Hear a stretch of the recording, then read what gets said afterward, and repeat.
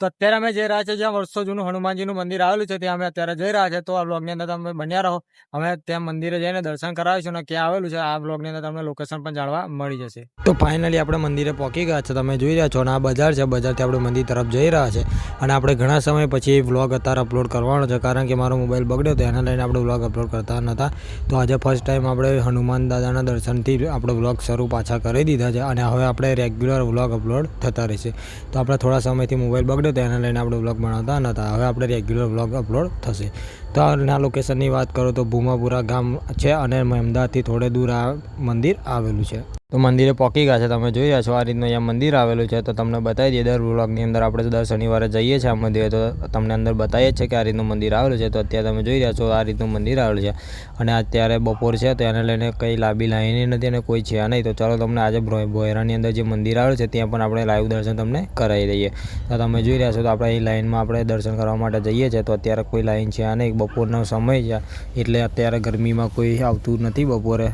તો તમે જોઈ રહ્યા છો કોઈ જ છે નહીં અને અત્યારે આપણે દર્શન કરવા માટે ભોયરાની અંદર આવી ગયા છે। તો અહીંયા શનિદેવ મહારાજના તમને પહેલાં દર્શન કરાવી દઉં। તો આ શનિદેવ મહારાજના દર્શન કરી લો, પછી થોડા આગળ જઈએ એટલે આપણે હનુમાન દાદાના પણ તમે દર્શન કરાવી દો અને આ હનુમાન દાદાના દર્શન તમે અહીંયા કરી લો, પછી બીજું જે લોકેશન છે તમને બતાવીએ। તો આ ફાઇનલી આપણે દર્શન કરાવી અને પછી આગળ આવી ગયા। તો આગળ આવતા આપણે ભોળેનાથ મહારાજનું દર્શન કરાવી દઈએ, ત્યાં પણ મંદિર આવેલું છે। તો આપણે અહીંયા જોઈ રહ્યા છો આ રીતના અહીંયા મંદિર છે, તો આપણે એની જોડે જ મંદિર એક્ઝેક્ટ આવેલું છે અમારું ભોળેનાથ મહારાજનું। તો આપણે ત્યાં પણ દર વખત દર્શન કરીએ છીએ, તો આ ફર પણ દર્શન કરી લઈએ। હવે દર્શન કર્યા પછી આપણે આગળ વધી ગયા છે, તમે જોઈ રહ્યા છો આ રીતના અહીંયા બીજી મૂર્તિની સ્થાપના કરેલી છે। તો આપણે અહીંયા પણ હનુમાન દાદાના મંદિરે દર્શન કરી લઈશું, અહીં ખોડિયાર માતાના પણ દર્શન કરીને પછી થોડા આગળ આવીશું તો આ રીતનું આખું મંદિર આવેલું છે। તો આ રીતે પણ અહીંયા પણ હનુમાન દાદાની માનતા તમે માની હોય તો અહીંયા પણ પૂરી તમે કરી શકો છો। તો તમારી પાસે ટાઈમ ના લાંબી લાઈન હોય તો અહીંયા આવીને તમે પણ માનતા પૂરી કરી લેજો। તો આ રીતના દર્શન કરી દે હનુમાન દાદા અને શનિદેવ મહારાજના। તો રામદેવપીર મહારાજની પણ અહીંયા મૂર્તિની સ્થાપના કરી છે, તો ત્યાં પણ દર્શન કરીને પછી હવે આપણે આગળ વધી જઈશું।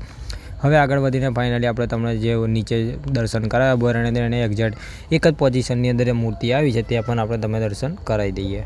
તો ભોયરાની બહાર આવ્યા પછી બધે દર્શન કરીને આપણે હનુમાન ચાલીસા વાંચવા માટે ઊભા હતા। તો હનુમાન ચાલીસા વાંચી લીધી છે અને પછી વાંચ્યા પછી તમને દર્શન કરાવીએ અને હું પણ દર્શન કરી લો।